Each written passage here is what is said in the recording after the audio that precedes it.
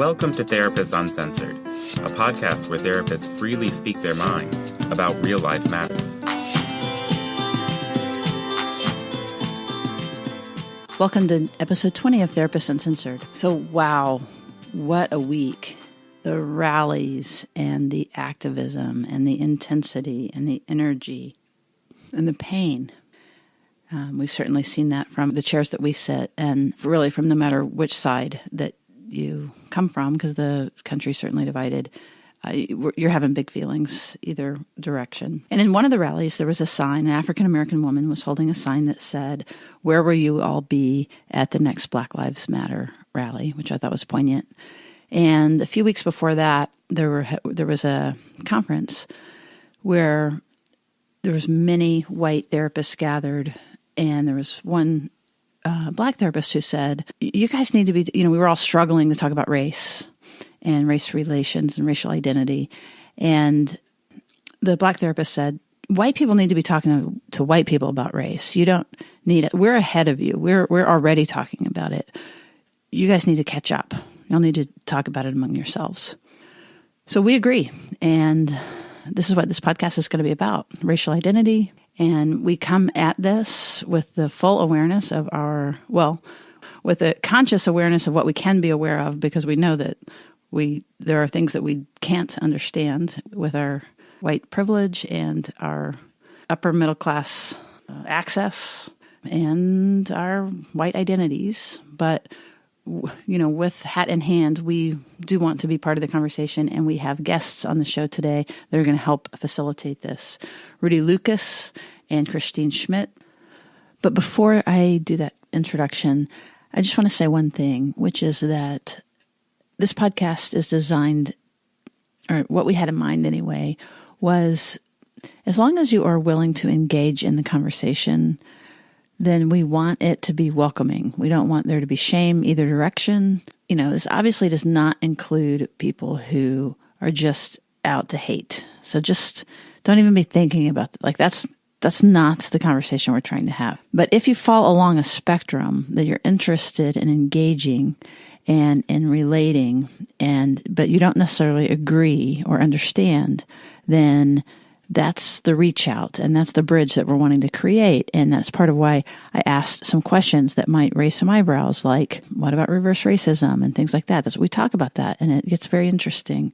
But I want to say that we do that from the perspective of actually making progress on this and moving the conversation. So that's our hope, and we're very excited. And then let me get right to the introductions. We are delighted and privileged to have with us today Christine Schmidt, who is a clinical social worker and mediator for the New York Peace Institute and organizer with the Anti-Racist Alliance. In addition, we've got Rudy Lucas, who has worked in Greenwich Village for over 20 years in the field of addiction and mental health, and he is a member of the Anti-Racist Alliance. He has shared his expertise as far away as St. Petersburg, Russia. They both serve on the board of directors of the Eastern Group Psychotherapy Society, and they co-chair the work group for racial equity. Now, as the interview starts, we had some serious technical problems during the actual interview, most of which have been totally cleaned up and the sound is good. But just for the first couple of seconds, you're going to hear a little bit of static, but it will clean right up within just a couple of seconds. So hang right in and take it away, Rudy. Thanks so much for your warm welcome and warm hospitality on our recent visit to Austin. If I had known you guys were so distributed around the globe, I would have dressed up for this broadcast. 59 countries, my goodness. But we did receive a wonderful warm greeting, and the tempo and the times are every bit as challenging, if not more so, and we see it in our practices. Just to quickly give you a little thumbnail about myself is to let you know that I'm a 75-year-old African-American heterosexual father of the 3 best-looking little grandchildren that you've ever seen in your life. And I've had a private practice in the West Village, that's Greenwich Village, where for the last 25 or 30 years I've been committed to wiping out all chemical dependency and all mental illness for the last 30 years. So I've got job security. But things have changed recently with the tempo of the times and people bringing what they bring into their group. And Christine, if that's comfortable. Absolutely. I wanted to just describe a little bit about how I've come to this work. I'm a psychotherapist. I identify as white, also a social worker by training. I worked for many years in the public school system in New York City and was a part-time therapist. And the work I did in the public school system led me into a lot of anti-racism organizing. I wasn't certain if there was going to be a bridge I could build between my anti-racist commitment and psychotherapy work, but maybe about 4 or 5 years ago began to test the waters, and I developed a workshop that was offered in a Brooklyn group psychotherapy discussion group, and I can't remember the exact title, but it was something like Becoming a White Psychotherapist, Moving from Race Unconscious to Race Conscious. The title was but it was so obscure. Rudy came down to this workshop ready to blast me out of the water for having a title that sounded so white supremacist. I mean, it really was an ambiguous sounding title in many ways, and realized that I was there talking about anti-racism. Anyway, that's how we first met each other. And since that Brooklyn discussion group, we have developed and offered and co-facilitated many, many workshops for different professional groups, community groups, including our wonderful conference in Austin for the group psychotherapists. And then about 6 months ago, started talking about, wow, at the end of every workshop, people ask for more, more, more. And so we have been offering short-term racial literacy consultation groups for therapists that go over a 12-week period. It's sort of a short-term group. So that's what we're currently working on together, in addition to many workshops and conferences. So I wonder if you have found increased interest in this with all of the things that are going on after the election, the whole Black Lives Matter movement. I just wonder if that has increased people's interest in the kind of offering you and Rudy are doing. I think I can concretize that for you a little bit. When we rolled out phase 1, which was September, the first or second week, we had probably 50 or 100 hours of marketing and outreach to make it happen. And we've arrived at the same place for phase 2, which we began marketing efforts for about a week, 10 days, maybe 2 weeks ago. And we're 3/4 of the way to the number that we had taken several months to get to. We're suffering the dilemma of who are we going to turn down. But it's not, but the single thing that's changed is not that more young men have been shot by cops than is the norm, but that we've had a change in administration, the obvious focus that for people that have been able to not have to feel that they have to stifle themselves about their true feelings. We encounter our colleagues in great distress, not just in their own world, but in terms of managing their populations, their group peers. So that's the single biggest thing. I think that this year has also brought an awareness about racism amongst people who call ourselves white, that this is something that is a central concern and responsibility, and that it's one that is kind of new because we haven't thought about race as much as people of color who suffer racism from who suffer the oppressive aspects of racism. I think, we all suffer it. Sometimes we're not aware of what the suffering is. Exactly, Christine. That's actually what I was just thinking was, on one hand, there's this surge of people interested in this kind of training and knowing that we need the depth to be able to sink into understanding the complexities of it within ourselves and in the community. But on the other hand, what I'm observing, and I think we see it publicly, is the rise on the other side too, right? And I think about even in my own groups and just groups of people that I know, of people saying, what do you mean privilege? Nobody's given me a hand up.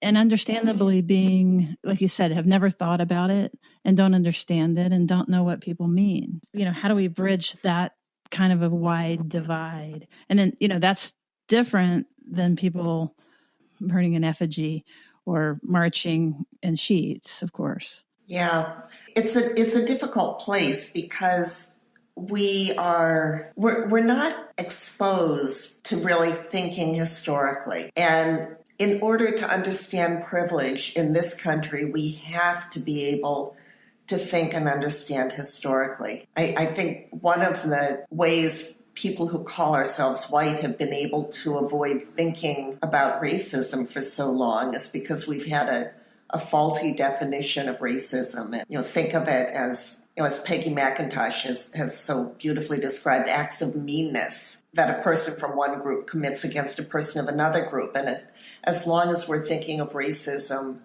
as an act of meanness, then it's really hard to see privilege as something that has been handed down historically. It was so much easier to witness Bull Connor, police dogs, fire hoses, and the currency of the 1970s than it is to understand that this is more than bad people doing bad things to good people or to other bad people, but it's the notion that the idea of institutional plays in, and that institutional bias contributing to internalized feelings of superiority and also some sense of internalized inferiority in people that define themselves as of color. So it's probably not going to be understood as privilege until the historical piece is amplified. And it's in those amplifications that most of the joy and the fun and the stimulation, the energy in the room that keeps it going is psychoeducation.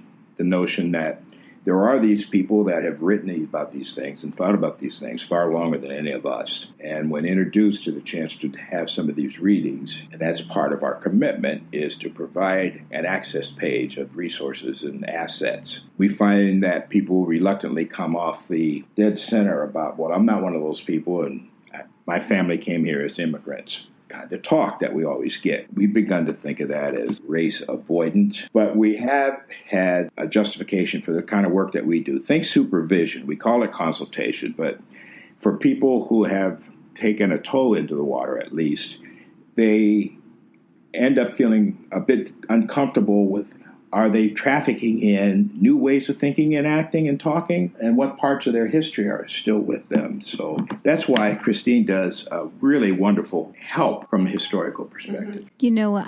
When we were preparing for this, I looked up the word privilege, and it talked about another word for it was immunity. And I thought that was so interesting because we who identify as white don't have to, every time we walk out in the street, wonder, if a cop is going to stop us. If we go to a shop, we don't have to wonder if someone's going to follow us around. And so it's invisible. If you're immune to it, you don't see it. Right. So privilege definitely comes in the form of access, immune to that kind of hurt.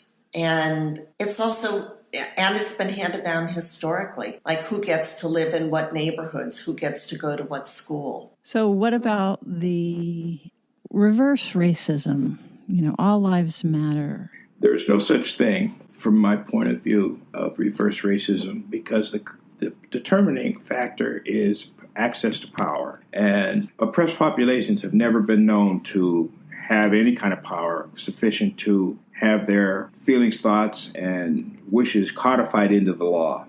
I get a little impatient when I try to articulate this because I've always found it to be race avoidant. There is a place where there are folks that do imagine that they're being discriminated against, but people can be guilty of prejudice, people can be guilty of discrimination, they can be guilty of judgment, they can have all those pejorative kind of definers, but racist they cannot be in the absence of power. And the power differential determines completely that. But they can be prejudice. Prejudice can go either way.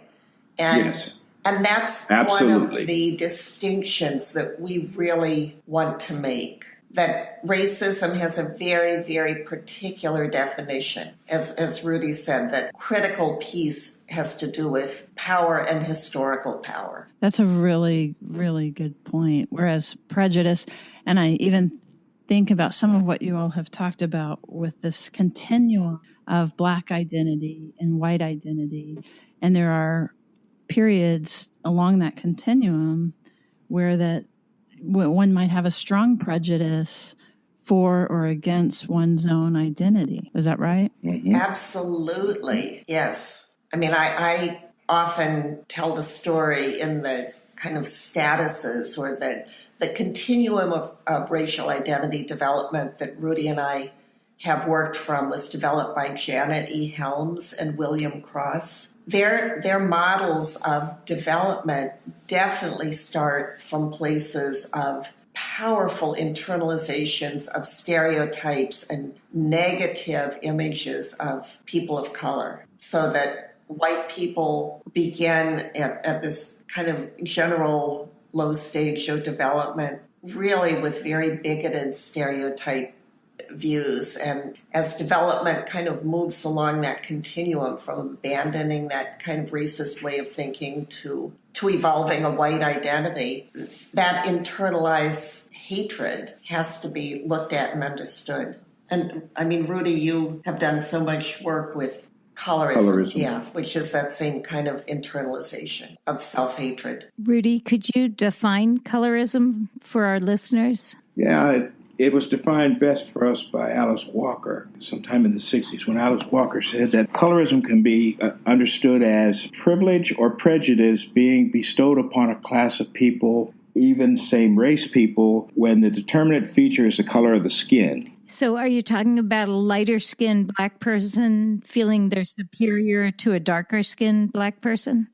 Yes, and the access to power and the access to property, the two main determinants of accumulation of resources and wealth and an inheritable estate for our peers, for our offspring, is very much founded upon very traditional ways of superiority that makes the case why racism is so ubiquitous, that people that are oppressed from racist people of superiority status turn out doing similar things to people within their own community, intra-race.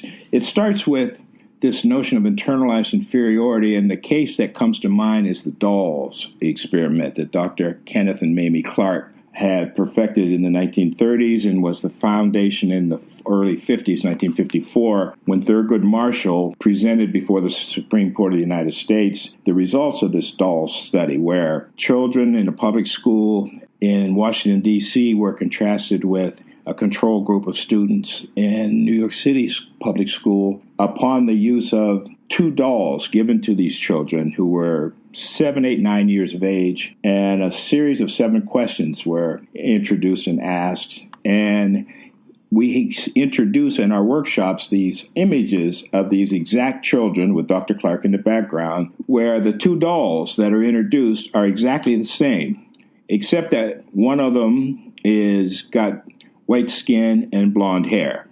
The other has brown skin and kinky hair. And you have to see the poignant look on the faces of the children as they reach out to the doll that they identify most with, and the confusion that's on the face of the children, not knowing why they're reaching for the white doll with blonde hair.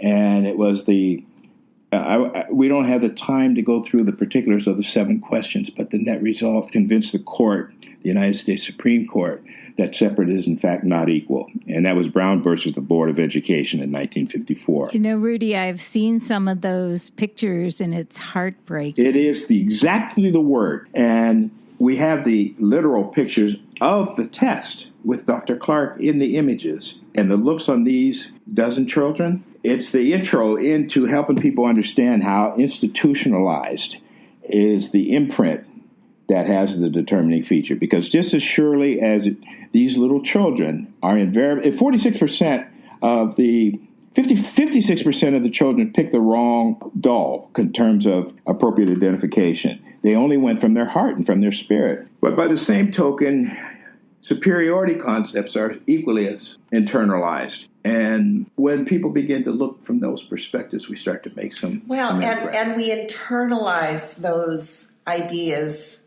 so young. I mean, so we're talking about development of a racial identity, but we're also realizing in human development that very, very young people are already beginning to identify and put values on how they see themselves racially. Even though many white people grow up not even thinking that we have a race because everything is kind of normed on whiteness. Well, it's interesting because, you had mentioned that spectrum starting with hatred. And it's the first time that I heard it was in the workshop that we heard of you all. It's funny, I didn't take it in that way when I first heard it. I was imagining that it started with just like kind of an innocence, like a non-awareness of any difference. So it's kind of like I'm thinking about the dolls. I'm not aware that I have any feeling about this other doll. I just want this doll. I don't have a conscious hatred towards this doll. So that's just one set of thoughts that I have. And in order to reach across the divide, because right now I have very strong feelings about what's happening politically and, who's being put in place in the administration and the power. Rudy, you keep talking about codification and power and the fear that evokes in many of us about what can happen there. Yeah. Or what can continue to happen that has been with us for 400 years. Superiority and oppression is not unique to the United States, but people from all over the globe come to the United States to study and research its effects. It's handled differently here in the way in which it's codified into the law. It has been since the 1620s in Jamestown. That makes it a unique feature here, and it's so deeply imprinted that it's in the DNA, it seems to be, and it causes the suffering of the class that sees itself as superior in ways different, but just as impactful in many cases. But that's another matter. Well, actually, I appreciate you saying that. I think that's some of what I was trying to get at. As a matter of fact, I think that was why that side in the election, not as there's one reason, but that they won was that they accessed this tremendous feeling of threat and this pain that obviously had been missed. I'm just trying to bring that there's two branches happening, right? And there's almost an impulse to match the aggression with aggression. Yeah. And when people are trained to defy peacefully, it sets in a whole new wrinkle. The best examples are Dr. Martin Luther King, of course, but also Mandela. Mandela, in 27 years of imprisonment, had the mercy and the grace and the forgiveness at all times that made him superior to his guards. It wasn't more than a year or two in that they became aware that they, as guards, were being intimidated by a very righteous, a very humble, a very clear-thinking man of color. But he could see that he was freer in his shackles than they were in their uniforms, even though they went home at night. That's a beautiful reference. And that's some of what I've been struggling with around, we as therapists have some influence on being able to help people come to terms with some of this period of threat that we're under. And so when the white man says, well, of course, I'm glad he won. Every black comic can make fun of a white man, but if a white man were to do that to say something like that against an African American, that would be considered racist, right? That's the kind of they're feeling against the ropes. It's how do we begin to with MLK, Nelson Mandela, bridge that? How do we begin to listen to the fear and listen to the pain? Yes, and see where they are and help move them in their own journey, move them to a place of compassion and empathy, even if it's a yard or not, whatever we would be able to do. The U.S. history during this era in the 17th century is replete with information about failed attempts to bring union between Europeans brought here as chattel servants that had a 7-year indenture, and the wish to keep them separate from freed slaves or from slaves that might get eventually turned over by their masters, by their owners, at oftentimes the death of the owner, from coming together in their common cause. So everybody was incentivized to cater to the lowest common denominator. So people began to be demonized. And that job of demonizing and projecting a negative image around the people that you want to keep and cater to their lowest common denominator of fear, that role is played out in the 21st century by assignment editors or news editors at media outlets.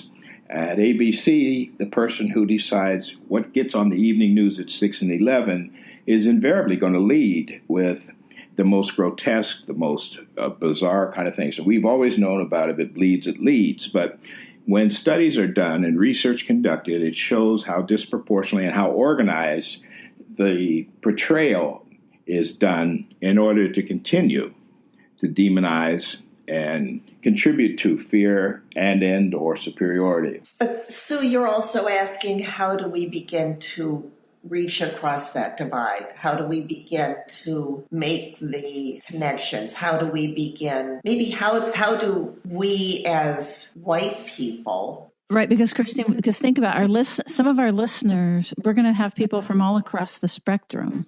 So we have a chance right now to speak to folks. Go ahead. Okay, well, I mean, what I was thinking about are dialogues that I've been part of that are within a white community, where we try and understand some of the losses, the unmourned losses that ancestors within the white community have carried with them, that have been held, and losses that have been held on to as a defense against owning privilege. And how important it is for us to be able to listen and hear about those unmourned losses, a loss of an ideal, of a dream that hasn't happened. Let's pause to thank our sponsor, Lesley University Mental Health Counseling Programs, where you can help others transform their lives with creativity and compassion. You can apply a social justice lens to mental health care and achieve your own goals through their master's and PhD programs. Online at leslie.edu/mental-health. Now let's return to our podcast. So, Christine, are you talking about maybe the immigrant from a country that was maybe discriminated against religiously and comes to the U.S. and then says, wait, but I didn't have responsibility for what happened here? Absolutely. And about the children and grandchildren of that immigrant. I don't think it is something that necessarily happens in real time right now. But I think even allowing that investigation to go back several generations and try and understand what was the dream that ancestors of people who now call themselves white were pursuing, and why was that dream elusive, and what went wrong, and how do we understand the losses in that person's story that helps us understand the bitterness or the kind of racial competitiveness that person might be experienced. I mean, I think if we're looking at ways to build bridges and develop empathy, that's one of many different places to start. And that's a beautiful response, because I think earlier when Sue was saying that you listen to someone who says, what privilege? Nobody gave me anything. I fought for everything. I think it's the person is sort of speaking to those losses they personally had. Exactly. And not in the context of, as you said before, immunity and access. Right. Yeah. But very personal frustrations. Yes. Right. And I like being able to recognize personal frustration. And then in addition to adding this piece of the institutionalization of these harmful policies and the historical oppression, like being able to do both. Because if we are only doing the history, this person might stay in this defensive position.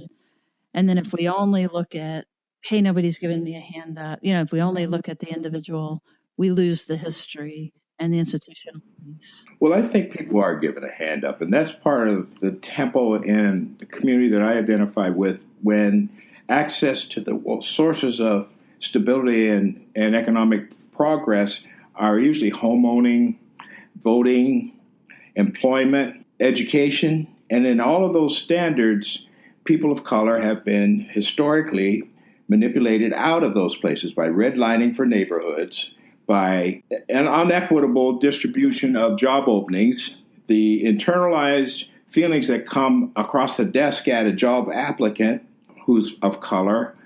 I take issue with the fact that until we ask for an equal playing field, but we present it in this country as if the equal playing field has people of privilege on the 20-yard line in a 100-yard race. And anybody who doesn't think that they have benefited from inherited privilege has only to look at the ease, comparatively, of their grandparents or their great-grandparents' entree into all of the avenues to the middle class. Rudy, I agree with you totally, but I think that if somebody feels like nobody gave me a hand up, then we can't even start the conversation. And that's why I think it has to be white people talking to white people. And when I find myself in the role of providing psychoeducation, my righteous indignation and my aggression gets mustered. But I do also know that we have been, as a community, talking with each other about this stuff for centuries, amongst ourselves, preaching to the choir. But all of a sudden, white people have become more willing to talk to other white people. And I think there's great value in that. And I support and salute you guys as perfect examples of that. When I think about professional athletes in the National Football League and their destructive, violent strategies that they've employed historically are probably going to get healing and recovery, not so much from women who step to them with their inappropriateness, but from other NFL football players talking to each other. Well, and Rudy, in our groups, because our groups, the groups that you and I have done together have been multiracial, right? And very intentional that way, because that's given, it's opened up so many opportunities to examine and experience in real time race avoidance, white fragility, Black anger, microaggressions. I mean, there's so many that get acted out and have offered opportunities for white people to talk to white people in the presence of people of color who get to witness what the thinking and the experience and the feelings are. I think that's been one of the real rich benefits of our having multiracial groups and not limiting all of our work to the kind of same race affinity group work, which right. And I done. totally agree with you, Rudy, when you said, about the righteous indignation. I think that's why I kind of opened it with, how do you bridge this divide? Because we've got people protesting and resisting on one side, and then further institutionalizing these policies on the other. And, on a more individual basis, I think that these conversations are happening, partly with this election. What I've seen is like over Thanksgiving, for example, the fights are happening. So it's really sparked where there's breaks in families now over these things. Not that there hasn't always been, but I have found myself in the same position that you're talking about, where that I can't speak. That's what I call Tourette's, where I'm just like, and I want to strangle someone, and what I'm saying is I become ineffective, and I shame the crap out of somebody. I become not very useful. I try to own that part of myself because they cut me a little bit of slack when I get older than now. Well, it's a really safe place to be on a soapbox, but also there's a reason when there's been an injury, it's a real injury, and this is part of why I so appreciate both of you stepping forward as you have these very real, deep perspectives that you're willing to share with us, so that we can all move a little further in our own process. The other thing I wanted to say, Rudy, is that I think a lot of these conversations are happening now that haven't been happening. And, I think when we started talking, I was saying that every time I open the paper or turn on the radio or the television, it feels like people are struggling with understanding the racial situation and, from all perspectives. And that discussion was not going on 6 or 8 months ago. Well, as group facilitators, you're uniquely in an arena to make some impact, because when we do fish bowls and observers, it's the most exciting energy in the room for people of color to see white folks struggling and coming out the other end and finding how much closer we are to being the same and similar than we ever would have imagined. As group facilitators, there are things that can be done and are being done. You're absolutely right. It's just as being done at a faster pace now or at a wider. I want to share with you both. Another thing that I took away from that event was you mentioned that these conversations, that safety is out the window, that safety has been a privilege. Out the window. Particularly for white identified people, but yes, especially for us. And that, yes, because we're so accustomed to being comfortable and assume that it's our right to be comfortable. Or immune. Mm-hmm.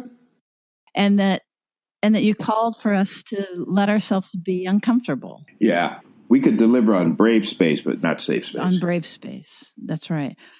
So that was one of my takeaways. And I wanted to share with our listeners around that if, to have those hard conversations and let your heart beat a little bit and take noble risks with good intentions. Yeah, and in fact, what we really invite people to do is to be uncomfortable. We invite them to be uncomfortable and to move into a place that's uncomfortable and to stay there. The People's Institute for Survival and Beyond, where Rudy and I have learned so much from the Undoing Racism workshop, and they refer to that as your growing edge. And they say that place where we go to, where we have to be brave enough to go to, that's very uncomfortable, is going to take us right to the growing edge, and that's where we develop. And becoming more comfortable with being uncomfortable is in itself liberating. I think that's exactly right. Because part of it is if we can know what we're feeling, then we can either choose to act or choose to hold and not just be in this, automatic place. We can choose, we can even feel when we're having more of a racial implicit bias.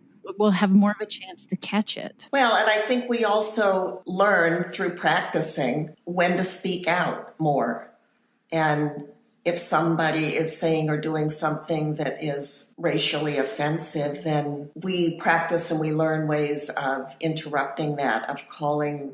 I love the term calling someone in as opposed to calling someone out, so that we really try hard not to shame a person. Shame is so paralyzing, but to be able to not let these aggressive moments sit there in the room without interruption and to stop it, to call the person in. We've had success with teaching aids. Jay Smooth is a New York City disc jockey and social activist, progressive, biracial, 30-year-old, 35-year-old maybe, who we use some of his 4-minute clips, video clips, that show ways, successful and otherwise, to bring race into the conversation. And we use other video aids. We have what's the one that's about mosquito bites, Christine? Oh, I can't remember. Yeah. Mosquito bites? How microaggressions are like mosquito bites. That's it.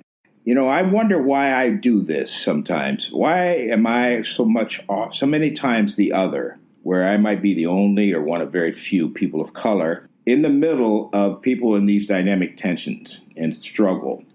Because so many people in my community have opted out, myself included.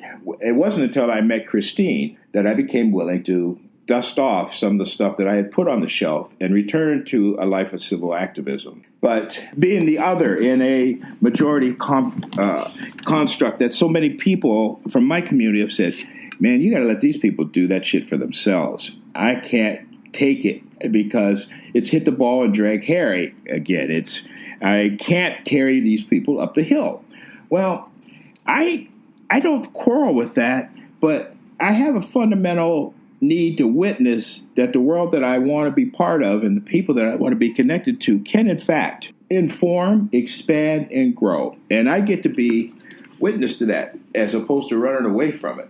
Because I get that it's tiring and that it's not your job, but I also think that if we all retreat into our own communities, then it's much harder for change to happen. You're so absolutely right. But I ask you to remember that you are going to be offended by people of color expressing their honest thoughts and feelings and not wishing to edit it anymore. Because when black bodies are being brutalized and boys are being shot, there's not much time. Baldwin helps us remember that it's the fire next time may be already on the horizon. Yeah. So it's all part of that becoming more uncomfortable. And I love it in our youth because they pull our coat to every social movement has begun by young people.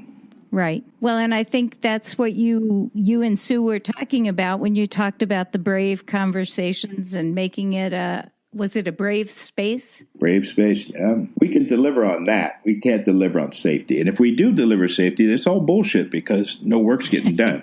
The work is the work. So I wonder if there's anything that you'd like to share before we wind this up, that there are some last thoughts that either of you would like to share? Christine, why do you do this work? This is something at this point in my life that I can't not do. When I finally realized and came to terms that I am white and that I have inherited a whole lot of history with whiteness that I'm not proud of, but that I also realized that I can undo some of the oppression of privilege by working to make a more just and more fair world. And in this country, for us right now, it means tackling racism. So why am I doing it? For my children, for other people's children, it's the only way going forward that I think we can all really live together as human beings and not as, I don't want to think of myself or have my kids think of themselves in limited ways as oppressors. And I'll tell you, your story and even just the notion of white identity that doesn't have a Nazi feel to it, but that really has the kind of a image of a kind of an arc of coming to, like you said, it involves loss and shame, but then coming to a place of acceptance and, what can we do to integrate, and even a place of pride that it doesn't have the salute at the end of it. It's a hopeful feeling that I didn't even know I didn't have. And then also just going back again to that continuum to learn about the arc of Black identity from a different perspective of even understanding kind of the place where, everything, where there's the perspective of everything happening because of race. And I can understand that from different things in my own life, like gay identity or something like that. This is happening because of this. And being able to see that, there's just something about that really helps me get my mind around I don't know. There's something healing about it. And then, but also a similar movement. Go ahead. I want to really underscore that word healing. There is something very, very healing about moving in a direction of being able to see everyone's humanity. As long as we are only seeing the humanity as limited by a race, we're losing. And everyone's humanity in this arc of this developmental process, and that's not one directional, that moves back and forth. Oh yeah, it sure does. Yeah, Christine didn't mention that when I showed up with my anger at her, meeting her at a meeting for the first time in my life, and I let her know why I came, and I was beginning to get a glimpse of something entirely different. And what she did, she took a chalk marker to the board, and she invited me to help her reconstruct and language it differently. And it wasn't in a put-down way. She showed me an openness and a willingness to say, wow, I hadn't thought of that, and changed immediately. Now, if she hadn't adapted bravery instead of safety, she could have been very traumatized or at least impacted by this crazy, angry man that is coming thinking that he's invading a white supremacist kind of a thing, only to find out that this woman jumped into action to change any perception. Then I got to hear, about a half an hour later, the Emilio story that you guys got to hear. I don't know if you remember that, but that's never left me. Is Emilio your son, Christine? Yes, he's my son. Yeah. Can we out you as the mom of an interracial son? Absolutely. 2, in fact. Yes. Do you remember that story? It's a fascinating story. I mean, I'm not going to recount the whole thing right now, but the central piece of that story was that my sons were in their young adulthood before I really owned and recognized that I was white. I was so very immersed in being anti-racist that I never really thought about what race I had as an identity, and that was very shocking. It was a very powerful story. Rudy, thank you for reminding us about it. And it was really moving to hear you talk about how that moved you on your own development. Oh, my goodness. Yeah. So are there any last minute, things that you would want our audience to really walk away with? Mine would be to read and talk to each other. Read what? Read Baldwin. Well, and I'm also going to say read history. Know the history of this country and how it is absolutely, if we don't understand chattel slavery, we are not going to understand the racial dynamics that are in the room right now. And go do an Undoing Racism workshop with the People's Institute for Survival and Beyond. Rudy, you were talking about other books. Something else you'd like read? Zinn. Isn't Zinn the... Howard Zinn, yes. Mm-hmm. Howard Zinn, CINN. Ta-Nehisi Coates is the modern Baldwin. And our young people are diving into the writings from the 60s and 70s and 80s. And I will invite you guys to our resource page if you don't already have it. Very good. Right. That's great. Yeah. The Eastern Group for Psychotherapy Work Group for Racial Equity has a resource page available on the website for anybody to see that has a lot of books, articles, YouTube videos, films, good resources. And because we want the women's perspective, any female authors you want to recommend? Michelle Alexander. There we go. Carol Anderson. D'Angelo. What's D'Angelo's first name? Robin D'Angelo. And Maya Angelou. Yes, absolutely. Well, that's great. Well, we so appreciate you taking the time, and you are so inspirational. And I know you will be to many more people. This has been a pleasure and an adventure. You guys have become part of our identifying of self when we talk now about workshops and they want to know who and where, and we just say from Boston to Austin. Oh, I love that. Yeah, that's great. So you're with us. You're with us regularly, all the time, and thank you for your generosity again in hospitality. Hey there. Thank you so much for listening. I'm sure you noticed that there were lots of references through the show. And as always, you can find those on our show notes. And then within our show notes, there's also a resource section. So there's live links there that can take you directly through to books or to organizations. We really try to take care of our listeners and link you to the material that is mentioned. So that's part of our service. That's part of what we want to offer folks. So be sure and check that out. And also, of course, you can find Rudy and Christine there, and that's where you'll find their bios. To reach us, always at www.therapistuncensored.com. We always love to hear from you. And if you haven't filled out the survey yet, please do, because we would like to hear from you more directly with a couple of questions that we have. Okay, thanks for listening, and we will see you again soon. Therapists Uncensored is Ann Kelly, Patty Olwell, and Sue Marriott. Cameron Lindsay edits the show.